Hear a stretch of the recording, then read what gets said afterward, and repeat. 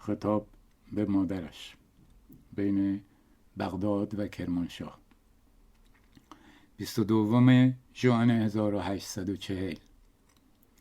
بیش از اون چه انتظار می رفت در بغداد معطل ماندیم، ولی سرانجام به طرف اصفهان حرکت کردیم. اخیراً به علت نزدیک شدن قوای نظامی ایران به سلیمانیه جاده ها مخشوش و ناآرام است و کاروانی که عازم کرمانشاه بود ناگزیر مدتی در راه توقف نمود. این گونه حوادث به طور دائم و مستمر در کشورهای شرقی رخ می دهد و از این لحاظ مسافرت با تأنی و تأخیر انجام می پذیرد. ما در بغداد از مهمان نوازی گرم و صمیمانه کلونل تایلور برخوردار بودیم و از این بابت مخارج زیادی نداشتیم، ولی متاسفانه گرمای شدید بین راه تا ورود به مناطق کوهستانی ما را آزار میداد. در این مناطق شدت حرارت در سایه بین 107 تا 108 درجه فارنهایت می رسید.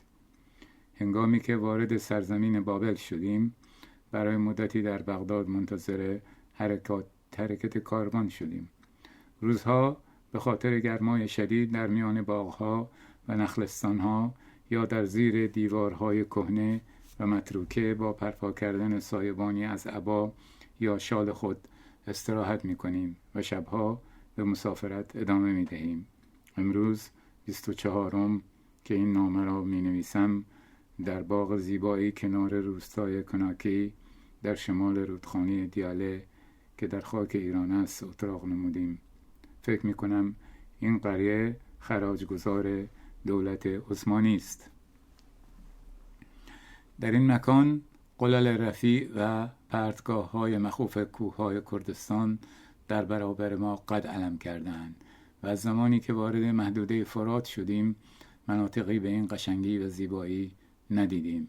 کاروان ما متشکل از افراد و گروه‌های مختلف است و بیشتر زواری هستند که از مکه و عتاب مقدسه مراجعت کردند.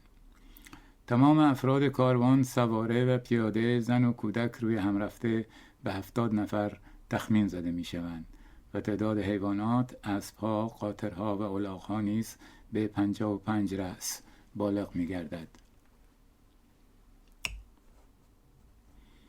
کاروان به وسیله 2 نفر پیرمرد ترک که سوار 2 الاغ کوچک هستند راهنمایی می شود. این 2 وظیفه دارند در شبهای تاریک کاروان را در جهت درست هدایت نمایند. 6 نفر با عنوان دیدبان با پای پیاده در جلو حرکت می کنند. 2 زن جوان در درون 2 لنگه کجاوه که بر پشت قاطری بسیار قوی حمل می شوند در میان کاروان به چشم می خورند. این 2 زنهای یک پیرمرد ترک هستند و شب و روز اندام و روی خود را زیر نقاب پنهان می کنند و تا کنون موفق به دیدن صورتهایشان نشدم. بیشتر افراد کاروان را زن و بچه زوار کمبضاعت تشکیل می دهند.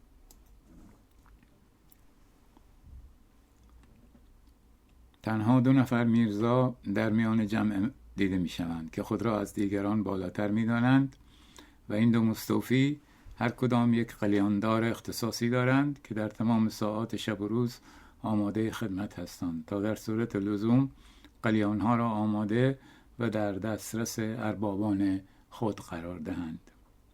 اینان حتی در حال یورتمه و تاخت قلیانها را با تردستی و ظرافتی خاص در زیر بغل خود حمل می کنند. زوار ایرانی در مسائل مذهبی از ترک‌ها و عرب‌ها متعصب‌ترند و بهانت و تحقیر با ما رفتار می نمایند. با بعضی از همراهان ترک که هم سفر می شویم چنانچه به ظرف آبخوری یا غذاخوریشان دست بزنیم ناراحت و مضطرب می شوند و خود را مستوجب لعن ابدی می دانند. از این بابت 2 بار سرم را با پاره آجر شکستند و ناچار شدم با چوب دستی کلفتی که همراه دارم از خود دفاع نمایم. رجال و اشراف ایرانی به این گونه مسائل توجهی ندارند، لیکن طبقات پایین و عوام الناس در این موارد تعصب و حساسیت شدیدی نشان می‌دهند. 25 شب گذشته کاروان ما با قافله بزرگتری که در راه عزیمت به قصر شیرین بود برخورد نمود. ظاهراً این قافله منتظر کاروان دیگری بود تا به اتفاق از مناطق صعب العبور و ناامن قصر شیرین عبور نمایند، با اینکه بیم آن میرفت که با دزدان و راهزنان عرب برخورد کنیم. شب هنگام تنها با چند نفر که ظاهراً میخواستند با کاروان ما همسفر شوند برخورد نمودیم و تفنگچی‌های کاروان به آنها تیراندازی نمودند و از روی احتیاط آنان را در میان تپه ها متواری کردند. هفته گذشته یک قافله زوار را در بین راه لخت کرده بودند و تعدادی از آن مسافرین را دیدیم که تنها یک پیراهن بر تن داشتند. روز بعد وارد پل ذهاب شدیم. این مکان محل قدیمی شهر ایرانی حلوان، یکی از قلاع آشور و متعلق به شهر باستانی هاله بود. ماژور راولینسون، یکی از بهترین جغرافیدانان و خاورشناسان ما، معتقد است که ساکنین این منطقه از نژاد و بازماندگان عبری ها یا کلیمی ها می باشند. پایان نامه. توضیح زیر صفحه برای نامه: 1. ماژور راولینسون بعدها ماژور ژنرال سر هنری راولینسون BCC، یکی از متخصصین نامدار تاریخ و ادبیات آشور بود.